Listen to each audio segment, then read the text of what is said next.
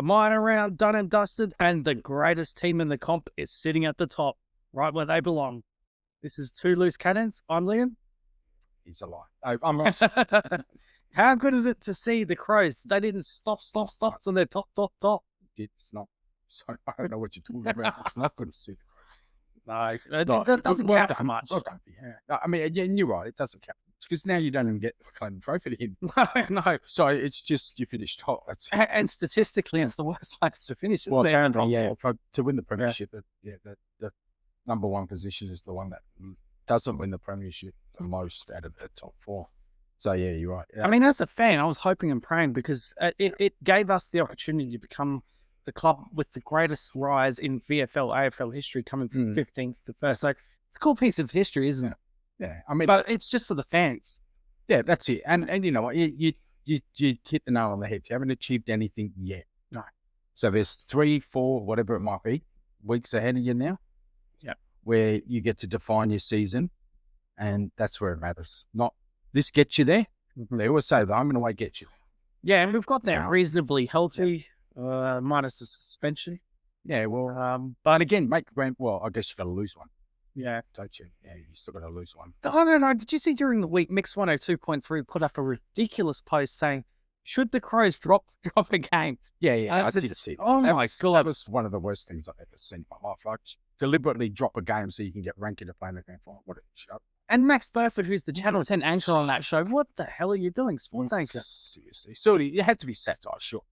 They had to be kidding. I mean, come on. If you could do it without him, then what does that say for you next year? That means no club is going to say, yeah, well, all right, we'll drop this game to get him free for the grand final, because chances are, if you're lucky enough to get through the semi-finals next week, you're going away to the prelim. That's right. Playing Geelong or Brisbane away. I don't want to do that. Yeah. I'm sure they don't want to do that. So if you drop a game, it'll be Collingwood. No. So we go to the reverse. Yeah, so you go. That's right. So you'll be at Geelong or Brisbane. Yeah. And I don't want to play either of one of them. Yeah. Well, how do you feel about playing Collingwood though? Actually, pretty good. There's multiple factors. Yeah. Not Collingwood included here, but it's Texas 300. Yeah. But there's a lot of bad blood. Oh, and there's you know that you should be on edge anyway because it's the final, but just a little bit of extra motivation. I hope that they can just squeeze something out. But again, if they're not up and about for a final, then stuff all that extra motivation, then they shouldn't be there. Well, look, the thing is though, is that you're going to go up against a team that's been there before, they've won it all, who has that experience, knows what to expect. You guys walk in there cold. You have and look, you're going to be like, given that they have some experience and they do like to draw a bit, they'll be jaw jacking throughout the match. Oh, sure. They will try everything they can. Like I say, they've been there. Now, you've often had a big problem with the umpires getting involved in your games against Collingwood. So, you know, I won't have to say I fear for you. I just you need to be a 5-6 goal better. And if that motivates you, what happened with Rankin motivates you to kick their asses and stay 5-6 ahead, I think easily you're a far better team than they are. And but the way they ran you here and ran you close. Yeah. That midfield was not up and about. Yeah, and you know what? That your midfield may not be up and about for the first week of the finals either. So, you know, it wasn't up and about against North on the weekend. They got you've slaughtered. You've had 3 weeks, even the game before that against West Coast, you know. So they're hunting you, and that was the thing. And I had genuine fears for some of your players on, when was it? Saturday? Mm-hmm. Saturday afternoon, Saturday morning almost. Jeez, that game was an early game. Yeah. You know, the way that North Melbourne were cracking in, a few times I thought, wow, there's going to be an injury here. Like North are going flat out, and you guys are like, do we go into exactly? You had bigger, you got bigger things to worry about than. I think we were the number one contested ball in the team, or second behind Melbourne, 1 or 2. Yeah, we lost that game by about. And after me clipping, I was going to bring that up actually. Yeah, I was going to bring up the difference is game 1. Yeah. But that's it. True. Game 1. And do you know what's funny about that? I don't, because you're working, so you might not have seen the pregame. But in the pregame, Jared Healy was saying the Crows were bottom 2 statistically for moving the ball from defensive 50 to. How did they win the game? Yeah, they won the game virtually. But is that the team you're playing, or is that the fact that you've now lifted? Oh, yeah, I see that a lot of that is because of the team you're playing. Yeah, against a good defensive team, And and, if you you're have going to come up against the good defensive have a teams. look at a lot of my games, though. Yeah. It's been pissing down with rain. Yeah. So that's another reason why it's so difficult. And Collingwood game, you're lucky, Port game. probably lucky you're not playing this weekend because apparently it's going to be pissing down Yeah. again. Yeah, you're right. So, And the good news is the rain's going to continue into Sunday. And given that they've given the Crows a Thursday night game, should be dry. hopefully. Yeah. Yeah, so look, this is the season now. This is where it is. This is where Yeah, and you're talking to someone who's seen his team fail year after year when it comes to this time of the year. So I don't know. You can look great during the moment of rain. It's a different animal now. And the good news is maybe us coming into the and even though we've taken the scalps of Collingwood and Hawthorn in the final 4 weeks, Yeah. haven't been convincing. So No, I haven't. the talk isn't around how good are the Crows going. They finished top in a year that Sure. it's sort of like, well, it's Brisbane, Geelong, Collingwood, and then maybe Adelaide. Look, I thought Brisbane, from what I saw from Brisbane, like they absolutely should have slaughtered Hawthorn. Some of those shots they missed were just terrible. If they play like that in a final and miss easy shots like that, they could. I thought they'd be in trouble, but then they actually recovered really well. And I don't think Hawthorn's a bad team either. So, Watching that game though, very interesting. we'll get to it. I just think the Hawks are very workmanlike, aren't they? They don't have a lot of stars. They all play their roles. Yeah. And they're very good at that. They're very well coached, but we'll touch on that after. Yeah. So yeah, you don't think? What do you think is the problem with the Crows midfield? Do you think that they're holding a little bit back? Do you think that? No, I don't think they're holding back. I think I just think you peaked, and I think you've given, like, the way I look at that, you're just going flat out. Like you're going in hard. You're not backing down. Yeah. Again, I said this 3-4 weeks ago. I'm not sure you have another gear, and you're talking to someone who's got a team who hits finals and doesn't have another gear because they give everything during the home and away. Yeah. So but I might be wrong, definitely, but I don't know that you're holding anything back now, because I think you're the type of team that wants to prove week in, week out that you deserve to be where you are. Now, maybe with a bit of seasoning, you go through this final series and you realise, you know what, guys, whether we finish first, second, third, or fourth, we went flat out for 23 rounds. We don't need to do that. Next year, you might just peg it back a bit and just say, this is where we want to peak, not home and away. Yeah. But, look, this is the unknown now. If you'd been there last year and we'd have something to compare with, I'd be saying to you, I'm confident, or I'm not confident, or you did this last year, I see that you changed this. But having not been there for how many, what was it, 7?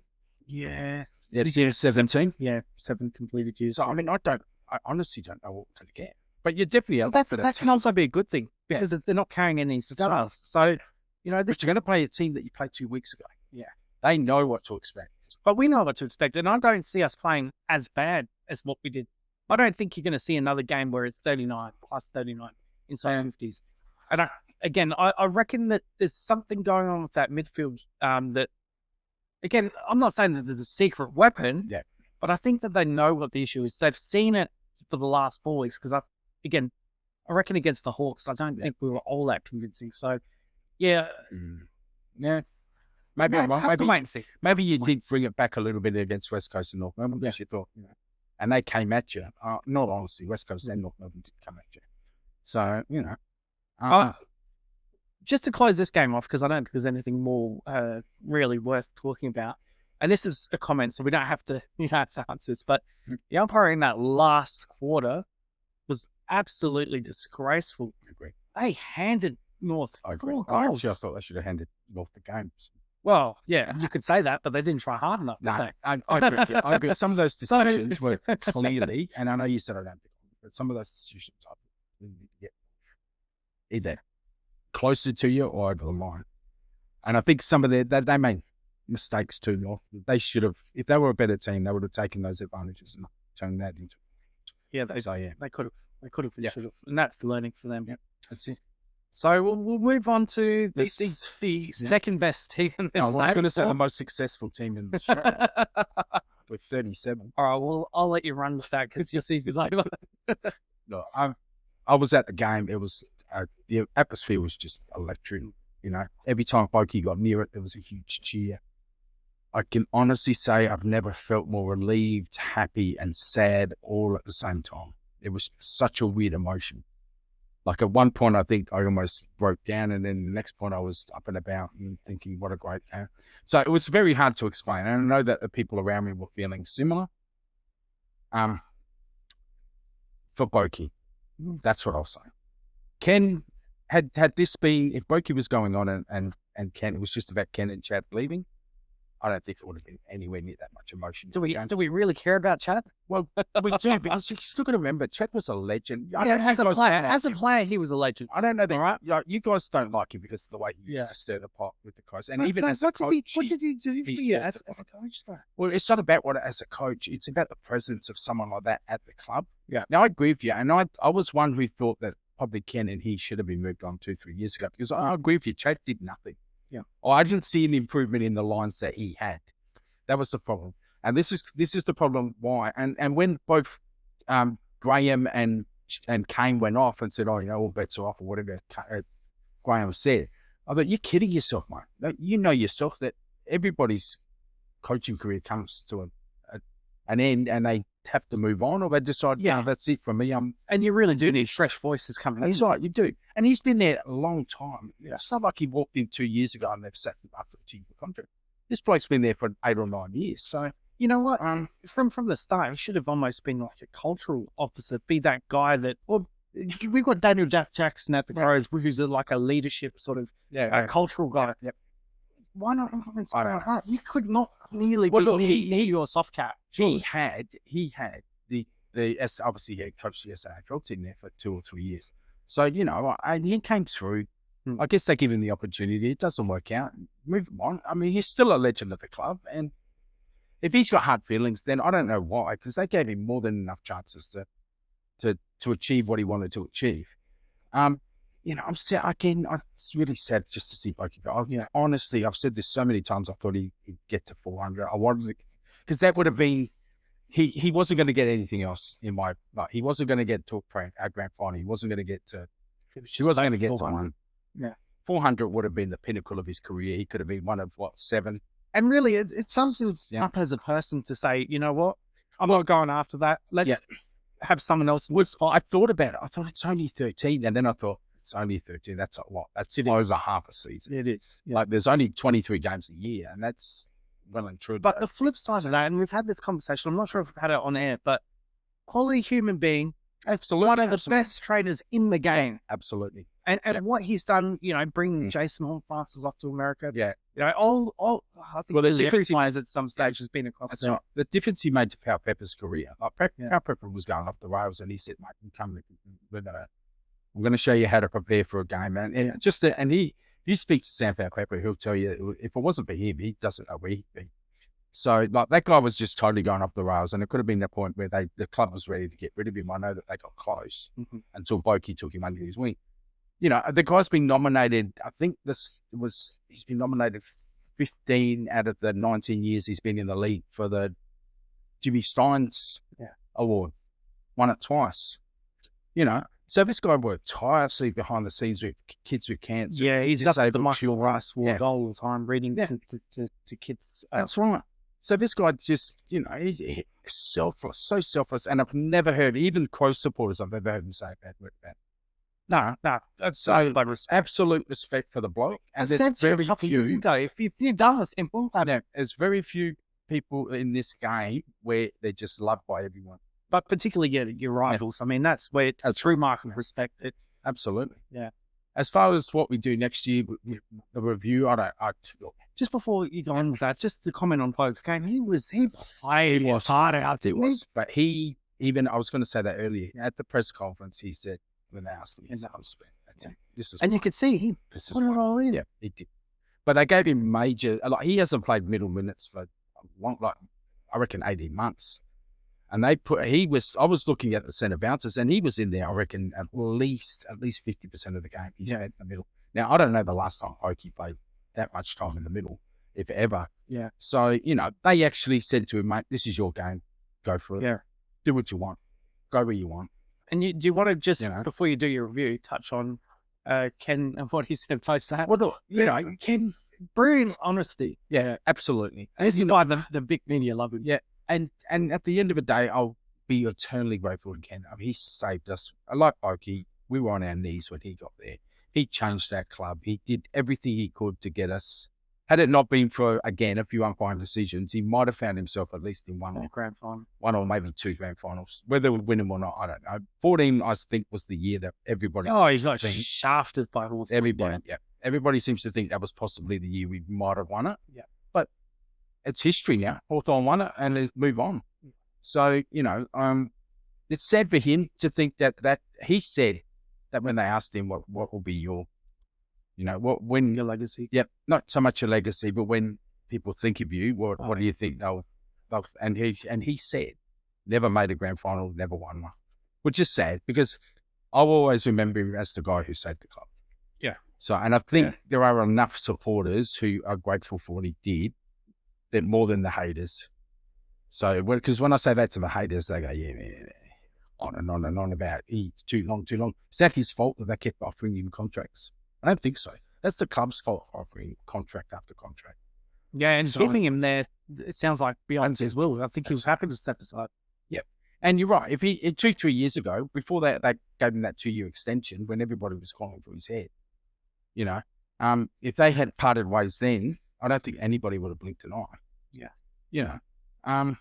So now we find out what Carl's got. And I'll tell you one thing, Carl ain't going to model coddle these boys. No. He's Well, not going to be a already father started figure. today, hasn't it? That's right. I haven't wasted any time. Not going to be a father figure. He doesn't care what your name is. If you're not performing, back down you go.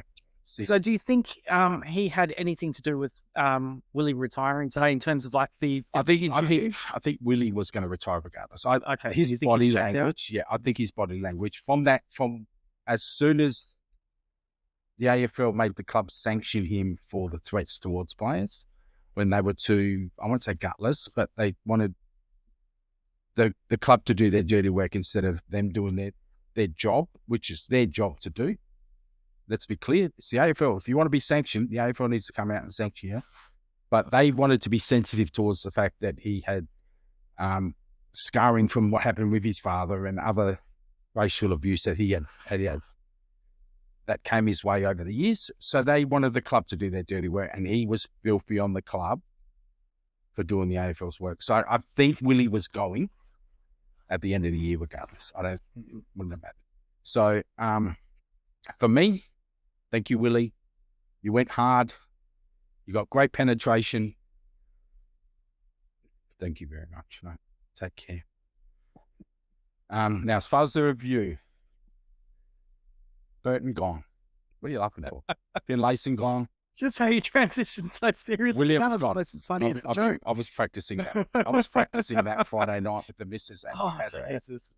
on the ground on Adelaide Oval in the stand. She was laughing that hard, and the girl in front of us was laughing that hard at these comments that I just made. I hope you've got the girl to tune in next week for that. So anyway, let's transition to review. So look, it's already started. 5. So yeah, sorry, before we interrupted. Yeah, so Burton, you were saying? So Which I found a bit Finlayson surprised. and Williams. Mm-hmm. I'm not surprised at Finlayson and Williams. Burton, it's the fact that he just can't get on the park. And like I the was older saying he off gets, the camera, less. Yeah, the less games he's. wouldn't you? Because he's at that age profile that you don't want to lose too many of those players, right. because that's when you start to really have that vacuum of leadership. One more year, see what he's like under the new regime. Are they able to get his body right, managing him better? The other thing is that no guarantees. they've moved past that now. Yep. He's not if he was a lockdown backman, I would have said keep him, but he's not. And he's lost the legs. So he's no longer that. He's got no pace coming out of the back line. So he's a liability. The only thing I would say to you, and this was the one thing I was going to say about the game Friday night, was Burton Jones's position is back flank or half back. So you could have swapped him. You could have sent Burton forward. He proved that he is a decent forward. He can kick. He's probably better kick than Ben Jones. But again, he becomes a liability if the speedy half-backmen for the opposition are running out of that forward line. He can't lock down like Burn Jones can. He can't chase them down. He can't stop them running out. So what do you do with him? His body's not going to get right. He's had so many years of trying to get this body right, and he hasn't been able to do it. Look, you've got to make the hard decisions. And the one thing I always remember, what's Reed saying? Not Reed. Rendell. Matt Rendell. Oh, yeah. The one thing I always remember Matt Rendell saying is if you've got these guys on your list, you feel compelled to use them. So you don't have them on your list, and then you have to move past them. Yeah. So you have to almost take that attitude with this team. You've got to start moving past these guys because they had a chance. They could have played Finlayson and the last 10 games of the year. That was smashed. The only thing I'd say is, Looking for someone to go back or even forward. I get what you're saying, but is the youth that you've got on your list good enough We're to about say, to find out. yeah, God, you're taking a massive risk. We're about to find out, but I don't think anybody's expecting anything next year. No. Right. Now, had Wanganeen-Malira been coming over, if, I know that they're into a few other players, had all this fallen into place, then, it's probably a moot point, but none of that happened. And now we're looking at possibly another year of sitting around about that 14, 15, 16 mark. So it's been In position. voted that Cooper Trembath, who had a good game against the Yep. Crows on the weekend, he's last 4 weeks, I think he's kicked 3 goals. In the last 3 weeks, For the last. Yep. And I think that's some sort of a record for a key forward starting. Yep. Is there any truth to you guys potentially being in the market for him? Well, I don't know about the truth to it, but I'd go for him because my understanding is North haven't offered him a contract. Now, that might be in negotiations. Yeah. I know. But I'd be picking up that phone and I'd be offering him multi-years because I guarantee you North ain't going to give him more than 1 or 2. Okay, so They want George to know what Harris, they got. Marshall, Marshall's one head. I Kocius, hate to say this, Marshall's Lord. one head, and Lord I'd trade. Lord's out. Yeah. Okay. For me. All right. So For me. you've answered that question. For me, Lord's out. I've watched this bloke year in, year out, hoping he would come along. He's got currency, and there are teams out there who will snap him up and give you something for him. So does someone like a Marshall who's on his last legs go down to defence? Is this his time? No, I don't think. Okay. I don't think Marshall goes to that defence. You play him forward because there's probably less risk of him having a head knock, whereas in defence there's probably more chance of that. But again, look, who knows what 12 months off does? Yeah. That might help him. And if the next time he doesn't actually get a concussion, who knows? But again, I think the AFL are looking at that one very closely. And the first sign of any long-term concussion, they're going to say, mate, it's time to sit yourself down. So, yeah, I mean, in your review, you've already downplayed next year. Where do you see them? I haven't downplayed it, but I just... You're not expecting anything. If Wanganeen-Malira had come and then we had put a couple of more pieces around him, I would have thought pushing. I wouldn't have thought in the 8, but pushing. So at least rising from what did we finish this year? 14th, 13th, whatever it might have been. I would have thought pushing around the 9-10 mark, depending on our draw. So that would be a bloody good result. Well, that's the thing. It might. But if we had an easy draw, there Yeah. could have been a chance that perhaps we end up in the 8 if it's But I expect St Kilda will rise. Who knows what Essendon and Carlton are going to do. Sounds like Carlton are going to lose a few players. So look, it's going to be interesting. Once we start the preseason and that, we'll have a better idea of what the team. I've got you sitting somewhere between 12 and 14. Yeah, and I agree with you. But that's going to depend. And we had a hard draw because we obviously made a point. Now, being out of the 8, now I've seen other teams who are out of the 8 and still get hard draws. Yeah. It doesn't matter. So a couple of years ago, that happened to us. that's right. So I don't know who plugs this stuff into that computer and then it spits it out. And it's supposed to be an even draw, but I doubt it's Well, an even draw. let's face it. Now- There's certain teams that always seem to be I was just Geelong, about to say that. easy draw every year. I was just about to say that. How Geelong, who finished in the preliminary final last year, end up playing the last 6 weeks against the bottom 8 sides is beyond me. I just don't understand that. And on the flip side, that's not great preparation. No, well, the last time that they played the top 8 side, they got beat. It was Brisbane. Yeah.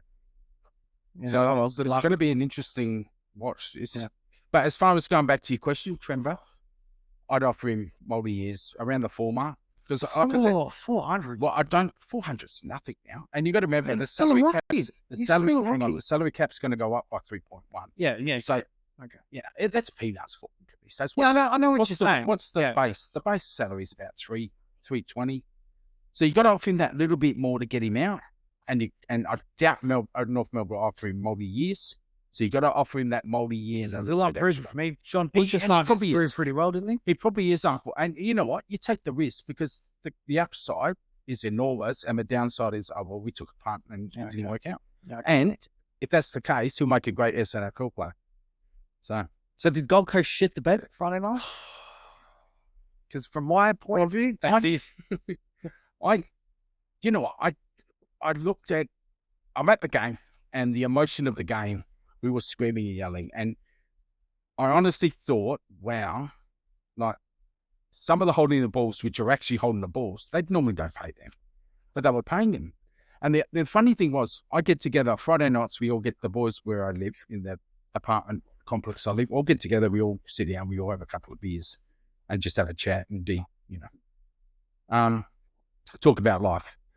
And someone said, and we're talking about AFL, and someone said, we'll talk about the ranking thing. And someone said, do you know what I haven't seen in a while was the push in the back. Now, I don't know how many push in the backs were played on Friday night, but there was more, I reckon there was more played in that game than there was in the last 5 games. So you're saying the umpires carried you over the line? So no, I'm saying all of a sudden the rules changed. But the most obvious push in the back was when Ali ended up in row 5. Yeah. Of the Western stand. How on earth that? And they didn't do a thing about it. So I just, that's the thing, that's the inconsistency that peeves me off the most. But I then went back and watched the replay, and you're watching it, and the commentators were agreeing that it was that the holding the balls were holding the balls. Yeah. So look, I agree with that. But the thing is, with that going back to that Lear one, that's far more dangerous than anything that anyone did on the field on Friday night. Yeah, that is fun. Because he went head first. I agree with you. Yeah, and he's going full speed towards the fence. He's in the field of play when he gets the push. Not only could he hurt himself, he could hurt spectators. And then just to see the umpire give nothing, everybody was dumbfounded. And then they gave the free kick against him because he remonstrated. Yeah, a couple of minutes later in the goal square. That's right. So they paid, I don't know if it was a free kick downfield or they paid a 50 or whatever it was, or they just paid a free kick. I can't remember. So do you think, I somewhat agreed with Dimmer when he said that the umpires was caught up in the emotion of the game. But that happens at all big games, doesn't it? I hear huge games at the MCG where it's very one-sided. Should he be saying that publicly? Because his players listen. Yeah, you can say that. Look, I understand. I think you certainly have that conversation. You send a letter to the AFL, you ring them, do whatever the hell they do, away from the players' ears, because that sort of shit rubs off. Yeah. And Gold Coast is soft enough without having to hear that. Yeah, look, I agree with you. They're starting to drink their own bathwater here, Gold Coast. He started off the season saying that 90% of the grand final team I've got the keys to the Ferrari, whatever he said. I feel like a kid on Christmas morning, whatever he said, or opening up my presents. So they start to drink that bathwater from the very start, and now it's come to this. So there was a question from Jim, so I'll slide in there. Yeah. Who makes the 8? Well, I still think, because in all honesty, I think Essendon are on their Monday, Mad Monday. But could you get a performance? Because let's look at some of the bottom sides. They overperformed on the weekend. Yeah. At North, you guys, even Carlton. No, even Carlton. But again, Essendon didn't show up. Yeah. And yet they shot out the week before. So, but it wasn't their last game of the season. So, well, true. And they could get a performance if someone comes out and retires. You pointed out it's Marble. That's right. And someone comes out and retires. Yeah. One of the Essendon players comes out and retires. Perhaps that's the spur that gets them to say, "Hey, come on, boys, let's just finish off this season." Yeah. My old coach used to say to me, "Boys, in the last game of the year, if we weren't playing finals, you've got 6 months to recover from this. Don't leave anything in the tank, mate. Go out there." I agree. And it's just that freedom because they know that break's coming up, that they just that's right. have a spokes talent type game. Who's paying for a contract too? Yeah. How many of these players are looking at it thinking, I need to, perform, because if I don't, then I'm turfed. Could be a last time playing as your mate. That's it. So, you're right. There are a lot of unknowns, but I honestly think at this point in time, they've checked out. Yeah. because they are literally the baby bombers. So we'll say Gold Coast takes the 8. I think so. Yeah. For all those reasons about being on the road in that marble. Now, okay, but we won't spend any more time talking about that. Yeah. The Ginnivan Zorko, Well, to the throw. It was almost the throw. that's West. Yeah. That doesn't get any sort of a fine. Yet Brody Smith the week before Push to the chest. pushed to the chest, which I think is a lot less severe than a push to the throat. Yeah, of course it was. Yeah, And Zorko was in trouble explain for that. minutes, minutes. Dacos got up, took his kick. Zorko was struggling there for a while. So what the hell are the They AFL should doing? have, at least, and unless the fine triggered a suspension, which I don't know. Do we still have that where you get so many fines in it, or you get so many points accumulated and it triggers a suspension, or is that gone? No, I think that's gone. I think because Butters would be out every week. Butters would be fine, yeah. So I don't understand why that wasn't at least a fine. Do you know what annoys me? Ginnivan has a lot of young fans because, social, does things on TikTok. Yep. These 13, 14-year-olds who shouldn't be on TikTok, by the way. Mm. But they see this, they idolize him. They'll go on the game on the weekend, and what are they going to do? Go up to their opponent and he got away with it. What about Stewart's bump at the end of the game? Against Yeah. Well, he once got 3 weeks for a bump to the back that wasn't even high. And none of the commentators, Mark Howard just talks about it like it didn't even happen. Didn't even happen. If that was a point, throws West Coast, Sydney, Brisbane. Apparently nothing did happen because I haven't even seen any. No, it was clear. It was clear. It was clear. So there you go. So and then Ollie Wans gets 3 weeks for a bump to the back.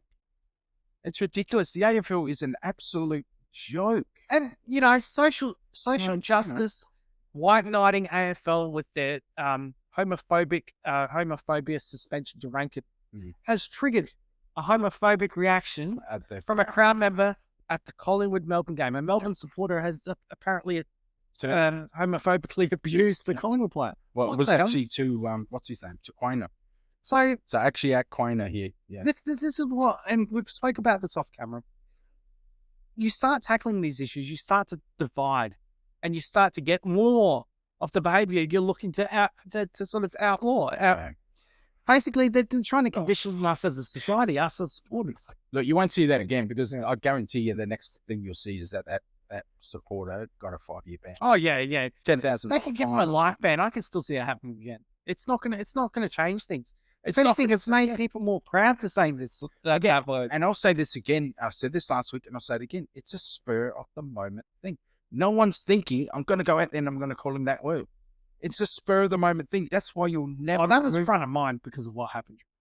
Yeah, no. I'm not talking about the supporter. I'm talking about the players. Yeah, you're never going to get rid of it because it's an anger thing. It's a trigger. It's something that just comes out. But what they're hoping is that conditions society so that you and I, people have kids. We don't use that in our household. That eliminates completely, so that as I said to you, reaches their level. We sat around. The blokes that I live around all sat around at the Barbie area having a beer, and you know how many times the F word was dropped, and everybody thought. And that's the FA word, not the FU word. That's right, the FA word that Rankin had used. So do you know how many times? I mean, I lost count. I had to take my shoes off, to be honest with you, to keep count. It was just, and everybody thought it was a great joke. So society thinks it's a joke. All right. So you're never going to get rid of it. Okay. But I will tell you, and I'll say this, I've known families who've lost people because of words. Now, Quaynell's not of that persuasion. So the offence towards him is just a word. He laughs it off. That's right. He laughs it off. But actually say that to someone who is a gay male becomes offensive. And who knows if that tips him over the edge or it puts him into a spiral. We don't know if there's any gay or bisexual AFL. Well, no one's come out. No. So you say that's the wrong person, and you could tip someone over the edge. You could tip someone over the edge. Yeah, spot on. So I do understand that most people say, it's just a word. But you still don't really want to be using the word because you just don't know who you're directing it towards, especially if you use it at someone you don't even know. So and what I might do? Do we want to talk about Kelly Underwood? Well, because mental health is a big proponent. Go on. Is overlooked in the AFL, and she's rolled out. If anyone hadn't seen it, they were talking about the ladder and talking about the Crows, and then she mentioned about Isaac Rankin. Yeah. How he's nicked off to Italy. Yep. I'm not sure how I agree with that either. It's a bit strange to be doing that now. But she's used the mental health, accusing him of nicking off and not accepting responsibility and playing the mental health card. The mental health card. Given that we've had players in the past year that have ended up ending their lives with poor mental health, do we really want to be using those words? I know that it's not she's not meaning it to sort of target him, and her words, but her words were, it was clumsy. It doesn't pass the pub test. Yeah. So if you take that at face value, and I go back to my example of sitting around the barbie with the guys that I live around, I would say no, because the conversation would have been, are you kidding me? This guy's using mental health to get, and in fact, part of it was he used mental health to get a week off. Yeah. So no one believed that Rankin had at that drinking session around the bar. I mean, no one believed that Rankin wasn't using mental health to get at least a discount. Mm-hmm. So I would say to her question, no, it doesn't pass the pub test, but that's the wrong way to even think about this, because broadcast, this is just, exactly. This, you just don't know what's going on. You don't. And the pressure that some of these guys are under, we've seen guys walk away from the game because they just couldn't handle looking at their social media and seeing all the negative stuff. But I remember seeing a couple of days before that, she spoke about her own plight as a lesbian in the media. Yeah. I think maybe she's got a little bit emotional, caught up in it. And as a broadcaster, you can't. I don't think you can get too caught up in those things. Nothing offends someone more than when you talk about having the same problem as them and they think, no, you don't. I live it every day. You don't. You're using it as an excuse. Now, you know that because we work in the same industry. We've crossed paths a lot. We know some of the same people. And there was actually somebody who told me, if you get dragged into the office, just say you got mental health. It's gotten me off so many times. So there are people out there who use it, and we know that. And you know them. You probably know them. Yeah. We don't have to sprout names. You know them. I know them. Naming it here is not going to help anyone. No. I'm not saying that, but we know of people, and that causes so much negativity towards it because we just go, they've just put that. The mental health card. But again, I say to you, you just don't know what's going on in the background. And look, mental health is quite prevalent in society. It's there. Absolutely. It's more prevalent than I think people realize. Yeah. And it's still a hidden disease. Yeah. In this case, I just think it's very clumsy. It is. And you're spot on. And to broadcast that, it's one thing to sit around and have a chat with someone privately or with your mates or even your co-workers about it. But to actually broadcast it is something, because that can really, really be effective and ineffective and just be undermining those people who actually feel it. Yeah. So we've got a couple more topics to go and we're getting short for time. We'll briefly touch on this because the next topic, the West Coast Review, you can stick around for that. You want to hear that? We want to get to that and give that enough time. So the Freo Dogs Hawks Brisbane final day, it turned out all right, didn't it? It had the effect that the AFL wanted. I believe, absolutely. And it had all eyes on it. And I love the fact that they broadcasted both games. The only thing that I would say is some of the commentary around the Freo Dogs game in particular was, why wasn't that given a prime time slot? Yeah. Because I think they realised that could impact the 8 and they wanted to leave it, much like they left the Hawthorn Port game to the last game of Gather Round, because they knew eyes would be on the game. I love how they've done it simply because everyone talks about, like, the English Premier League, all the games are played at the same time. Yeah. I don't like that. This gives a bit of theatre around the games. Yeah. Look, then there's pros and cons to doing this, because the NFL does the same thing too. They play all the games at the last day. They play more at the time. It's so that you can't manipulate the games. But that still happens anyway, because with stoppages and all that sort of stuff. Even in the EPL, even in the NFL, and even in the AFL, your game may run 5 minutes longer than that's right. And the other game. The scores anyway. That's right. So they're keeping an eye on the scores. So they know what they've got to do. They know what percentage they need. They know this. They know that. So at the end of the day, I think I like this the way they did it. Yeah. purely because it just had everybody still engaged for those last two games. They're really lucky that it's still got one more game because let's face it, if nothing was on the line, that's right. Would we care? Well, you're right. Yeah, you're spot on. Yeah. So it's probably in some ways it's good that they lost to Gold Coast, because now that means, because they would be in, the Dogs would be out there. You're spot on. They could rest 20 blokes on Wednesday night and go in with a bunch of kids. Hope No, they've got to win. So now they've put it on them, saying that he can't do anything more. This is up to them. Now, I just want to ask a quick question. I know were you impressed by Freo or disappointed with the Dogs? I think that was standard Dogs. That was very much like the Crows Doggies game back in a few 6-7 weeks ago. You know, they know their one look. Their one look is offense. They just go because they know they can't defend. So let's just go full throttle. And there's no plan B, unfortunately. And that's so you can't defend. Why is Liam Jones not playing? He's not injured. So why is he not in that team? Well, he must have declined pretty badly. Or why don't you just send Norton back? I can't just send Norton back. I just don't know where this team, like what he's doing, and why he would sign him for a couple of more years. Makes me think that again they're just going to. Well, as a coach, he's done what what he's got in front of him. I don't think that they could do much more than what they've got. I think their list is there's a young part of the list. Their bottom 6, 7, 8 players, they're too young. They've got to build that experience up. Plus, and that also comes into line with what they've got down back. It is experience. Tom O'Donnell, he's experienced. Buku Karmas and the like. So, Look, I agree with you. And look, whether they deserve to be in the 8 or not, I don't know. I look at that list and I think they're playing as a team. That's all I can say. So his job is to get them playing as a team. Yeah. Having a style of play, they're doing that. I don't think he could change much, unfortunately. So how deep do you think Freo can go? I don't think that if Gold Coast make the 8 out in the semi-final, you think the following week they're gone? Okay. I don't know. They're going to finish 6 to 7, so they'll play the loser of 2 versus 3.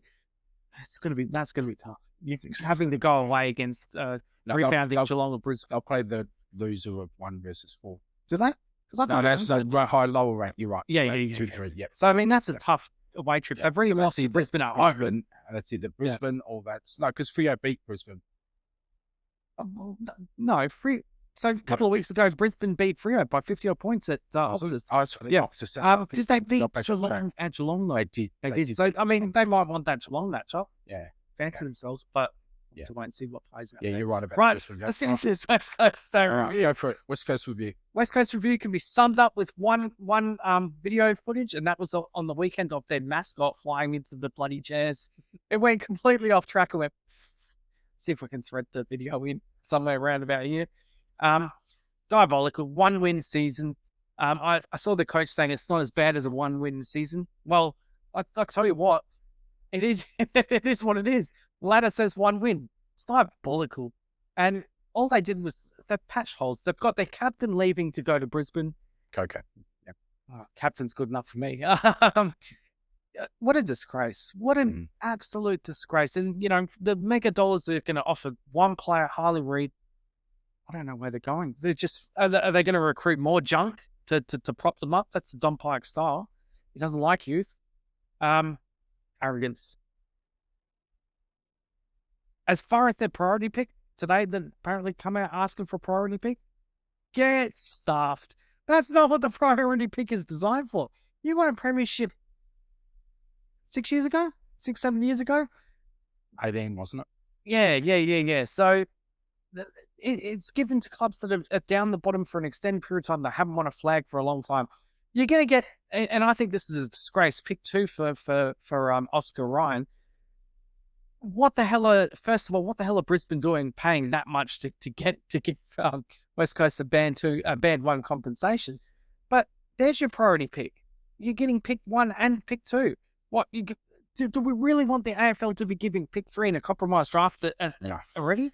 Like, no way. If the AFL buckle and give a priority pick, I'll go take a dump on AFL House at Marvel Stadium myself. That's not what it's designed to be set up for. I understand why, and I was against it anyway. North a couple of years ago getting one. Okay, I understand that they haven't won a flag since '99, so I'll swallow that just.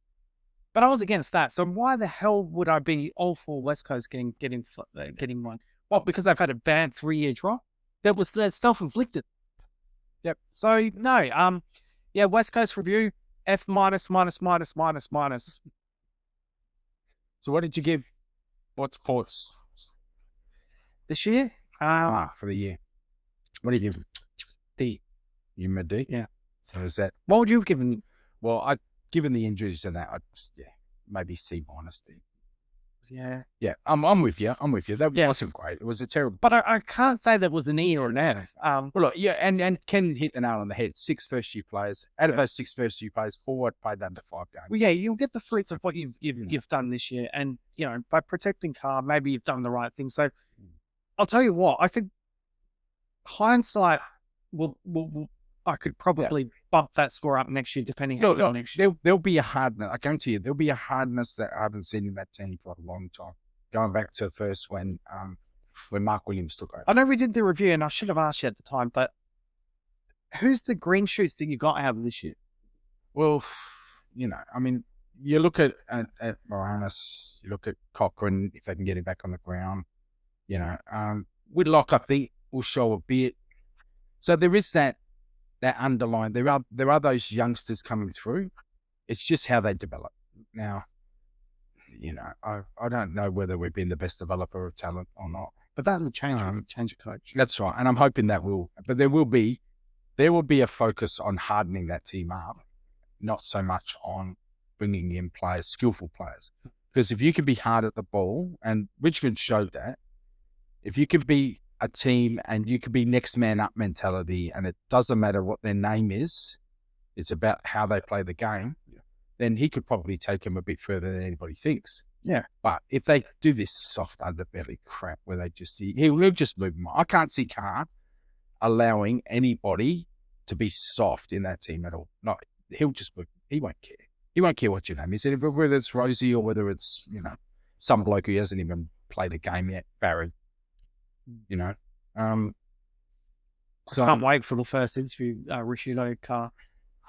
Well, it'll probably take place at the Ramsgate. So, but just quickly, what on Travis Head, March, and Green all played well. No credit for credit. Yeah, Kerry for it. No credit for Kerry for 50s. But Green absolutely going crazy. Yeah, what the hell was Cooper Connolly doing? What was that? The best figures by a spinner. Yeah. And he was bowling left arm. Left arm. Yeah. Quads. Yeah. It wasn't as if he was turning the ball sideways. Yeah. Just quickly, the Australian cricket team. He lost the series, but pressure was off. He came out, went bang. Yeah. Good on you. Ridiculous 270 run man. So, well, you've closed us out nicely. So let's see if you can hit us with the joke of the year. So, what do you give an elephant with diarrhea? Plenty of room. Thank you, Finn.